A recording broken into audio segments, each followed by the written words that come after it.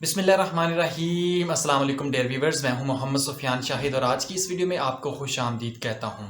आज की इस वीडियो में हम बात करेंगे पंजाब कांस्टेबल के बारे में, जिसकी हम फ़िज़िकल के बारे में बात करेंगे, जिसके हम रिटन टेस्ट के हवाले से बात करेंगे, जिसके हम इंटरव्यूज़ के हवाले से बात करेंगे। तो आज की इस वीडियो में कंप्लीट इन्फॉर्मेशन मिलने वाली है, तो जल्दी से इस वीडियो को लाइक और शेयर कर दें ताकि बहुत सारे लोग जो इस पंजाब पुलिस में आने की कोशिश कर रहे हैं उनको एक ही जगह पे तमाम डाटा ईज़िली मिल सके। ये तमाम डाटा, ये तमाम इन्फॉर्मेशन मुख्तलिफ रिसोर्स से गैदर की गई हैं। ठीक है, आज की इस वीडियो में सबसे पहले मैं ये आपको बताता चलूँ कि फ़िज़िकल के हवाले से जैसे ही आप लोग अप्लाई कर देते हैं तो एक गिवन डेट के ऊपर आपको एसएमएस आना शुरू हो जाती हैं कि फ़लाँ डेट को आपका फ़िज़िकल है, आपने उस फ़िज़िकल में अपीयर होना होता है। ठीक है, उसके लिए आपको एक रोल नंबर स्लिप इशू की जाती है। ठीक है, उस रोल नंबर स्लिप को और अपना आईडी कार्ड अगर आपके पास अवेलेबल है, वैसे तो होना चाहिए, ज़ाहिर सी बात है।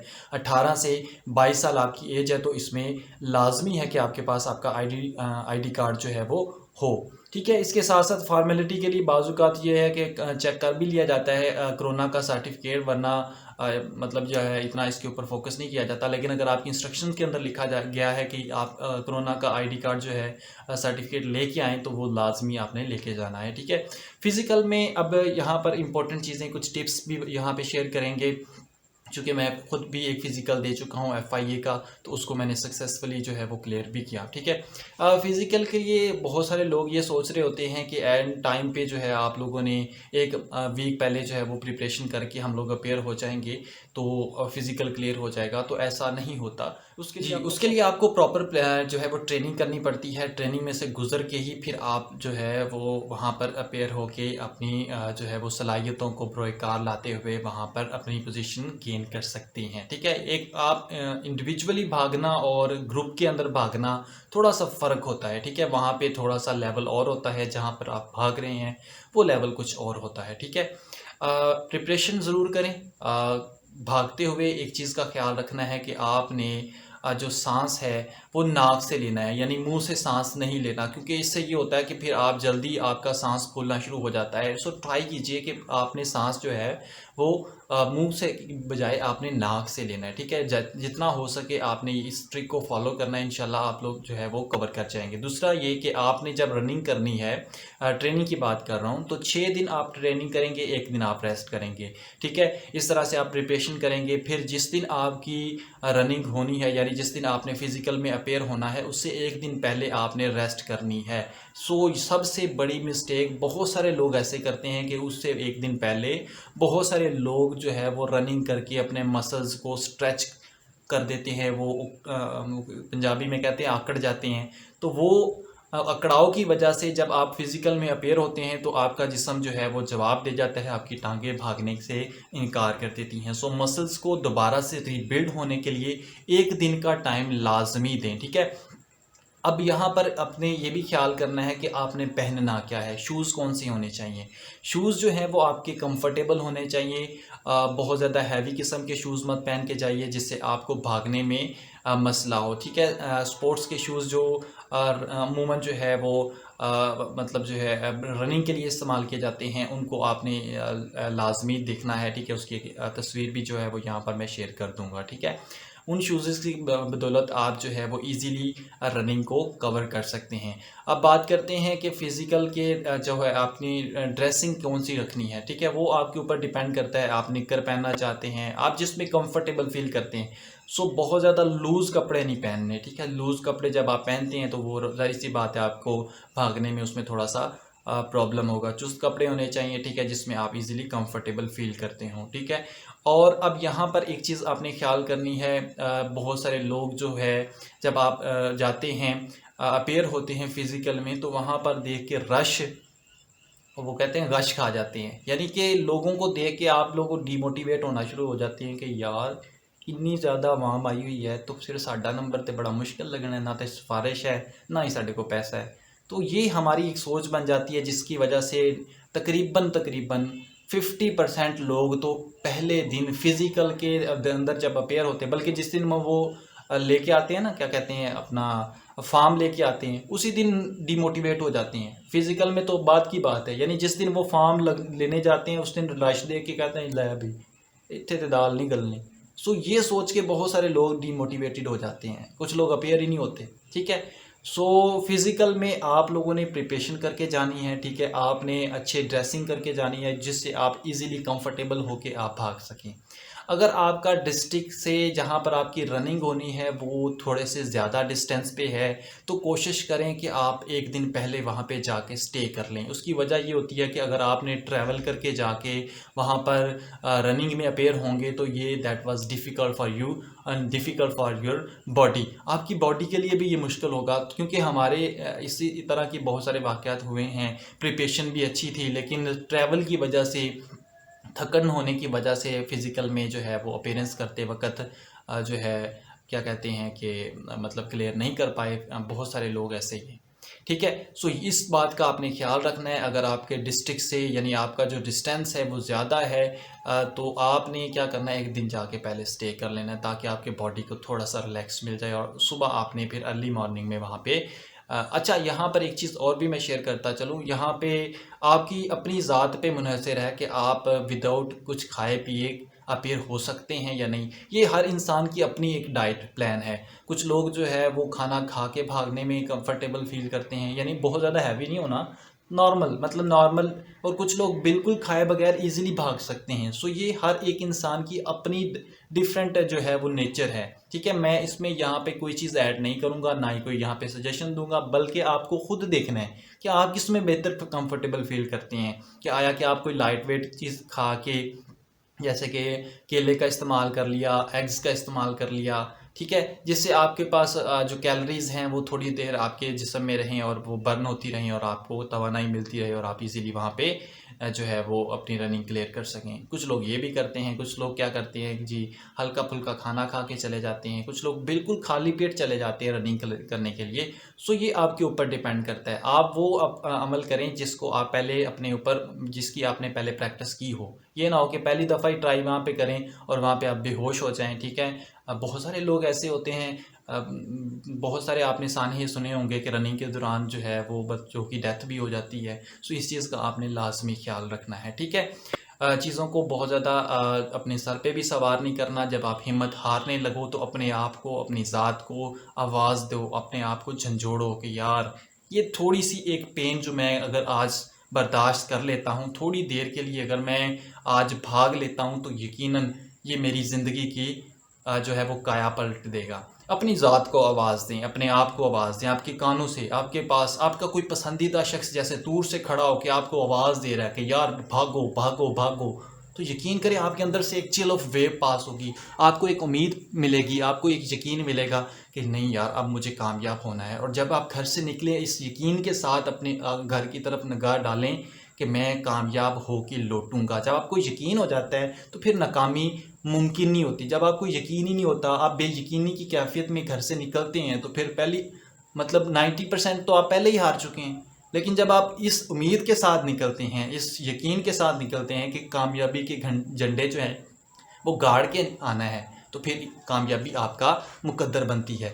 अब यहाँ पर चीज़ें जो है वो साथ साथ लेके चलते जा रहे हैं। अब यहाँ पे कुछ लोग जो है वो बैग लेके चले जाते हैं, कुछ लोग काफ़ी सारी चीज़ें लेके चले जाते हैं। उनको ये होता है कि अब यार इसको रखना किधर है, तो उसके लिए परेशान नहीं होना। मैं ये सारी चीज़ें इसलिए डिस्कस कर रहा हूँ कि एक नॉर्मल बंदा जो पहली दफ़ा अपेयर हो रहा है उसको इन चीज़ों का होता है कि यार यहाँ पे ये कैसे मैनेज करेंगे, ये कैसे मैनेज करेंगे। तो भाई आप वहाँ पे जमा करवा सकते हैं, ठीक है। आपके पास जो है आप वहाँ पे जाके कपड़े भी चेंज कर सकते हैं, ठीक है, जहाँ पे आपको बेहतर लगे, ठीक है। तो आप अपना बैग लेके चले भी जाते हैं तो वो जमा कर लेंगे, तो जमा करवाने वाले वहाँ पे मतलब बैठे होते हैं, ठीक है। तो वो आपके बैग वगैरह जो है वहाँ पे जमा हो जाएंगे, ठीक हो गया। मोबाइल वगैरह अगर आप लेके जाते हैं तो वो भी वहाँ पे जमा हो जाता है, ठीक है। अच्छा, अब यहाँ पर आपने जब रनिंग वगैरह क्लियर कर ली उसके बाद आपकी जो है मतलब आपको जो एक गिवन टाइम है और एक गिवन जो है वो लेंथ है, यानी 1.6 किलोमीटर जो है यानी 1 माइल बनता है, जिसको आपने 7 मिनट में गालबन जो है वो तय करना होता है, ठीक है। और उस टाइम के अंदर जो है आप पहुंच जाते हैं, चाहे एंड पे पहुंचे चाहे दरमियान में पहुँचे, बस उस टाइम में आपने पहुँचना है, चाहे जल्दी पहुँच जाए, ठीक है। सो जो उसको कवर कर देता है, यहाँ पे ये नहीं होता कि भाई जो मतलब जल्दी पहुँच जाएगा तो उसको ज़्यादा नंबर मिलेंगे, नहीं, जो एंड पे भी पहुँच जाए उसको भी उतने ही मिलेंगे, जो पहले पहुँचा उसको भी उतने ही मिलेंगे, ठीक हो गया। अब यहाँ पर आ जाती है आगे आपकी मेजरमेंट, जिसमें आपकी हाइट वगैरह मेजर की जाती है, जिसमें आगे डिफरेंट एक टेबल बनाया होता है 5 फीट 7 इंच। अच्छा, बहुत सारे यहाँ पे सवाल पूछेंगे बच्चे, जी मेरा 1 इंच कम है कद, तो क्या मैं अपेयर हो सकता हूँ? तो इसमें कंप्रोमाइज़ मत कीजिएगा, क्योंकि यहाँ पर वो इन चीज़ों को बहुत जो है वो गौर से देख रहे होते हैं। सम टाइम ये है कि उसको छोड़ भी सकते हैं, लेकिन ये है कि 5 फुट 7 इंच, इससे कम 1 इंच भी अगर आपका कम है कद, तो आपको वो एक्सेप्ट नहीं करेंगे, वो आपको उसी वक्त रिजेक्ट कर देंगे। आप रनिंग भी क्लियर करें, आप वहाँ पे खर्चा करके भी जाएं, और जब आपको रिजेक्ट कर दिया जाए ड्यू टू योर हाइट, तो फिर रिजेक्शन के बाद आपको दुख भी होगा, ठीक है। इसलिए बेहतर है कि आप अपनी मेजरमेंट करते हुए लाजमी जाएं। फिर उसके बाद आपकी चेस्ट वगैरह आ जाती है, जो 33 होती है, फुला के वो 33.5 34 बन जाती है, ठीक है। 34.5 से 33, 33 इस तरह के करीब है, जो आपने उसका भी ख्याल करना है। उसमें भी आपने किसी किस्म का कोई कंप्रोमाइज़ नहीं होता। ये होता है कि सम टाइम अगर एक आधा इंच की कमी है, तो वो आपको कहते हैं जी यहाँ पे आप डंड बैठ के लगा के आप जो है वो दोबारा से मेजरमेंट करवाएं, तो वो अगर हो तो फिर वो उसको कवर किया जा सकता है, लेकिन मेजर डिफरेंस को, यानी बहुत बड़े डिफरेंस को जो है वो यहाँ पर भी काउंट नहीं किया जाएगा, ठीक हो गया। अच्छा, इसमें भी टेबल होता है। फिर अगर आपकी जो है वो 6 फुट है आपकी हाइट, तो उसमें आपको मैक्सिमम नंबर यानी 15 नंबर दिए जाएंगे। इससे कम पे फिर डिफरेंट नंबर्स होते हैं, ठीक है, वो अकॉर्डिंग टू टेबल्स मेंशन किया जाता है, ठीक है। अब जब यहाँ पे ये मरहला आपने कंप्लीट कर लिया, सो मेन मरहला जो है, ये 2 मरहले हैं। पहला मरहला जिसमें आपने फ़िज़िकल में क्लियर करना है। फ़िज़िकल क्लियर करने वाले बहुत सारे लोग, मेजॉरिटी ऑफ पीपल जो ऐसे होते हैं जो फिज़िकल क्लियर कर लेते हैं, और सेकंड मरहले में यानी सेकंड रिक्रूटमेंट के सेकंड प्रोसेस के अंदर उनको रिजेक्शन मिल जाती है। उसकी वजह यह है कि जो बहुत सारे लोग गांव से देहात से ताल्लुक़ रखने वाले लोग होते हैं, वो उनकी रनिंग तो बहुत अच्छी होती है। अब वो मार कब खाते हैं? वो मार खाते हैं टेस्ट के अंदर। सो सेकेंड स्टेप में आपका टेस्ट आ जाता है, जिसको एनटीएस के थ्रू जो है वो कंडक्ट किया जाता है। बाज़ किसी और सोर्स से भी किया जा सकता है, लेकिन ज़्यादातर अभी एनटीएस के थ्रू किया जाता है, जिसमें बहुत मुश्किल नहीं, आसान किस्म के सवाल होते हैं, लेकिन जो उनके लिए आसान, जिन्होंने थोड़ा बहुत पढ़ के गए होते हैं, जिन्होंने थोड़ी सी तैयारी की होती है, जिन्होंने थोड़ी सी स्ट्रगल की होती है, और उनके लिए डिफ़िकल्ट होगा। ज़ाहिर सी बात है, जो मोबाइल यूज़ कर रहे होंगे, जो टिकटॉक वीडियोस बनाते होंगे, जो अपना तमाम तरफ जो है वो फेसबुक पे अपने पॉलिटिक्स, अपने सियासतदानों को डिफेंड करने में वक्त ज़ाया करते होंगे, तो फिर ज़ाहिर सी बात है उनके लिए तो मुश्किल होगा। हाँ, किसी को निशाना बनाना मेरा मकसद नहीं है, सिर्फ समझाना मकसद है, ठीक है। अब यहाँ पर आपने इन बातों का ख्याल कर लिया, आपने जो है वो प्रिपरेशन करनी है, आपने जनरल नॉलेज तैयार करना है। जनरल नॉलेज में आपने हिस्ट्री को देखना है, ठीक है, करंट अफेयर्स को आपने लाजमी देखना है कि करंटली जो है वो क्या चीज़ें चल रही हैं, ठीक है।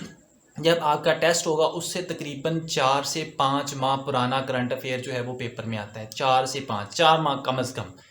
यानी अब समझें कि आपका पेपर फ़र्ज़ करें कि जनवरी के अंदर कंडक्ट होता है, लेट्स सपोज़ जनवरी 2023, तो उससे तकरीबन 4 माह पहले का जो पेपर है, वो करंट अफेयर है, वो पेपर में शामिल होगा। उससे मतलब दिसंबर वाला नहीं होगा, ठीक है, जनवरी वाला नहीं होगा। इसलिए ये मैं इसलिए बता रहा हूँ क्योंकि पेपर के अंदर इस तरह से चीज़ें जो है वो कंपाइल की जाती हैं। पेपर पहले से बन जाता है, तो उसको फिर बाद में जो है वो उसका पेपर कंडक्ट किया जाता है। तो आपने वो जनरल नॉलेज तैयार कर लेना है, ठीक है। मैथमेटिकल क्वेश्चन, जिसमें आपने जो है वो परसेंटेज के सवाल हो गए, सीरीज़ के सवाल हो गए, इन सवालों को आपने ज़रूर तैयार करना है, ठीक है। फ़ीसद वाले सवाल जो है वो अक्सर पेपर में पूछे जाते हैं, ठीक है। उसके बाद फिर आपने इस्लामियात के पोर्शन देखने हैं, जिसमें वो वाक़यात कौन सी, नमाज का फ़र्ज़ हुई, ठीक है, इसी तरह वज़ू का फ़र्ज़ हुआ, इसी तरह मतलब जंगों के जो है वो अदवार के बारे में पूछा जा सकता है, ठीक है, सहाबा के बारे में पूछा जा सकता है, ठीक है। इस तरह की चीज़ें आपने लाजमी तैयार करनी है, ठीक। और रुकन इस्लाम के बारे में पूछा जा सकता है, और भी काफ़ी सारी चीज़ें जो हैं इसमें जो है वो पेपर में पूछी जा सकती हैं। ये आप लोगों ने इस्लामियत के पोर्शन में तैयार करना है। उसके बाद आपका आ जाता है कंप्यूटर का पोर्शन, उसमें भी थोड़ी बहुत चीज़ें जो है वो पूछ ली जाती हैं। एमएस, उसमें ज़्यादातर MS word, Excel, PowerPoint में के बारे में पूछा जाता है, सवाल पूछे जाते हैं। इसके बाद आ जाता है इंग्लिश का पोर्शन, जिसमें कंप्रीहेंशन हो गए, पेयर ऑफ वर्ड्स, इस तरह के सवाल जो है वो शामिल होते हैं, ठीक है। सो आप लोगों ने इसकी तैयारी कर लेनी है, और जब आप इसकी तैयारी कर लेंगे तो ये आपके लिए बहुत ज़्यादा जो है वो हेल्पफुल होगा। क्योंकि एक चीज़ जो आपने ख्याल करनी है वो जनरल नॉलेज तैयार करते वक्त आपने हिस्ट्री को अच्छे तरीके से तैयार करना है। हिस्ट्री में आपके वज़ीर आज़म, सदर, ठीक है, इन चीज़ों को आपने लाजमन तैयार करना है, क्योंकि इससे रिलेटेड आपको इंटरव्यू में भी सवाल पूछे जाएंगे। ठीक है। अच्छा, अब ये स्टेप आपने क्लियर कर लिया, आपका रिज़ल्ट आ गया, आप क्वालिफाई कर गए हैं इंटरव्यू के लिए, तो अब आपको खुशी होनी चाहिए इस बात की कि आप तकरीबन 80% जो है वो अपनी सिलेक्शन कंप्लीट कर चुके हैं। अब 20% जो है वो आपकी इंटरव्यू में होती है। वो बाज़ औक़ात ये है कि बहुत ज़्यादा टफ़ इंटरव्यू नहीं होता, सिंपल इंटरव्यू भी कंडक्ट किया जा सकता है, लेकिन उसमें कुछ सवाल होते हैं जिसमें आपका कॉन्फिडेंस लेवल, और सबसे मेन चीज़ जो होती है कि बंदा वाक़या ही इस जॉब को करने का अहल है, जो आपकी बातों से, आपके बॉडी लैंग्वेज से जज कर लिया जाता है। जब आप अपनी अपीयर होते हैं इंटरव्यू में, तो फिर आपकी बॉडी, आपका ड्रेस, आपका बोलना, आपका आंसर करना, गलत बात पे क्या रिएक्शन करते हैं, डिफरेंट सिनेरियोज़ आपको दिए जा सकते हैं। वैसे इतना ज़्यादा टफ नहीं होता कांस्टेबल में, सिंपल आपके बारे में पूछा जाता है, आपका नाम क्या है, आपकी क्वालिफ़िकेशन क्या है। ठीक है। अब यहाँ पर ये ज़हन से निकाल दें कि आपका जो मुकाबला है वो मास्टर लेवल वालों के साथ होगा। तो मास्टर वाले जो हैं, आपको पता है कि इस एज में 18 से 22 साल की एज में मास्टर वाले तो आपके साथ नहीं आएंगे। ठीक है। अगर कोई बंदा ये कहे कि मैंने 21 साल के अंदर में मास्टर कर लिया, तो फिर हो सकता है किसी ने कर लिया हो, तो वरना मुश्किल है। ज़्यादातर तो तादाद वही होगी जिन्होंने ADP किया होगा, या जिन्होंने मतलब BS की classes first year, second semester में, थर्ड सेमेस्टर में या फोर्थ सेमेस्टर में बैठे होंगे। ठीक है। वो लोग ही आपके साथ जो है वो इस जगह पे मतलब इंटरव्यूज़ में आएंगे और यहाँ पे टेस्ट में आएंगे। ठीक हो गया। क्योंकि बाकी तमाम लोग जिनकी मास्टर्स हैं उनकी तो वैसे ही एज ज़्यादा हो चुकी है, और ये अभी इन्होंने वैसे भी एज बहुत कम रखी है, तो इसमें बहुत सारे ऐसे लोग जिनकी एजेस 22 से ज़्यादा है वो अपेयर नहीं हो पाएंगे।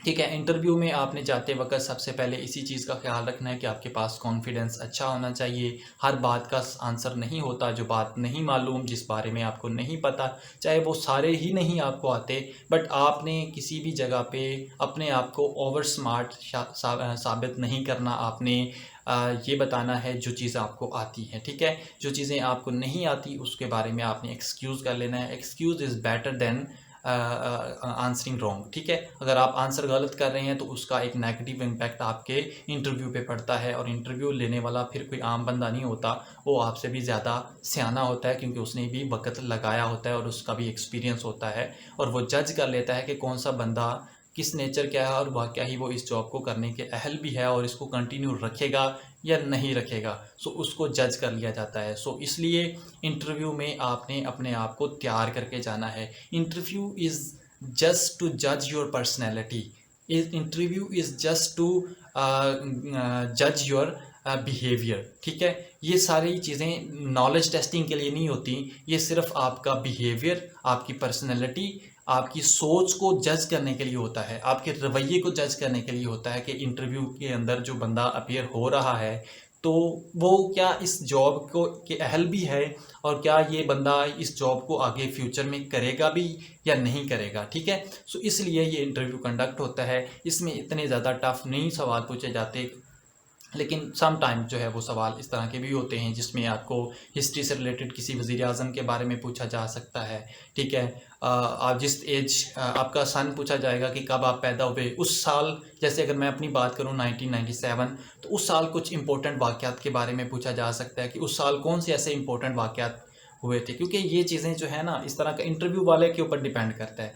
आपके सिटी के बारे में पूछते हुए वो ये पूछ सकता है कि आपके सिटी की हिस्ट्री क्या है। ठीक है। उसकी वजह तस्मिया क्या है, वो किस वजह से मशहूर है, वहाँ की कौन सी चीज़ ऐसी मशहूर है, वहाँ का करंटली PM जो है वो MP कौन है। ठीक है। वहाँ का SHO कौन है। सो ये SHO वाली चीज़ जो है वो आपने लाजमी तैयार करनी है। SHO हो गया। ठीक है।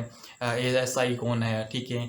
उसके बाद पुलिस के बारे में, वाई यू ज्वाइन पुलिस। सो ये एक सवाल जो अभी मेरे माइंड में आया, ये एक सवाल बहुत इंपॉर्टेंट है, वाई यू ज्वाइन पुलिस। आप पुलिस क्यों ज्वाइन करना चाहते हैं। इससे अदर डिपार्टमेंट में है, आपसे वो ये भी कह सकता है कि पुलिस के बारे में कहा जाता है जी पुलिस जो है वो ये है, पुलिस के बारे में मतलब लोगों की राय मुख्तलिफ है, तो फिर आप क्यों इस जो है वो आग के अंदर कूदना चाहते हैं। पुलिस के अंदर तो बहुत सारे मामलात हैं, तो फिर आपके पास एक ऑथेंटिक इन्फॉर्मेशन, एक ऑथेंटिक जवाब होना चाहिए जो उस इंटरव्यू लेने वाले को मुतासर करे। ठीक है, ये आपने सोच के रखना है। ये आपके ऊपर मुनहसर होगा कि आप कौन सा ऐसा जवाब देंगे जिससे वो बंदा भी इम्प्रेस होगा। ठीक है, सो ये चीज़ें आपसे पूछी जाएंगी।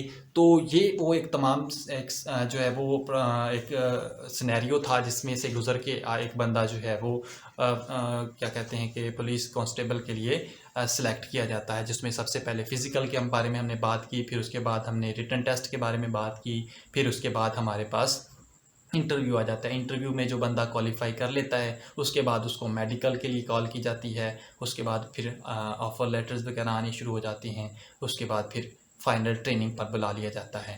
ठीक है, तो इस तरह से तमाम लोग जो है वो एक पंजाब पुलिस के अंदर जो है वो अपनी सिलेक्शन को कंप्लीट करते हैं। नॉट अ बिग डील, मुश्किल नहीं है। बस यकीन के साथ, इस उम्मीद के साथ अगर आप इस पंजाब पुलिस को ज्वाइन कर रहे हैं कि मैं आने वाले वक्त में अपने पाकिस्तान के लिए कुछ बेहतर करना चाहता हूं, इस सीट का बेहतरीन इस्तेमाल करूंगा, तो यकीनन आपके लिए राहें बेहतर होंगी। क्योंकि अगर इंसान ख़ुद बेहतर हो तो वो किसी भी जगह पे बैठा हो, चाहे उसके आसपास के तमाम लोग बुरे क्यों ना हों, वो अपने हिस्से की दिया ज़रूर जलाता है।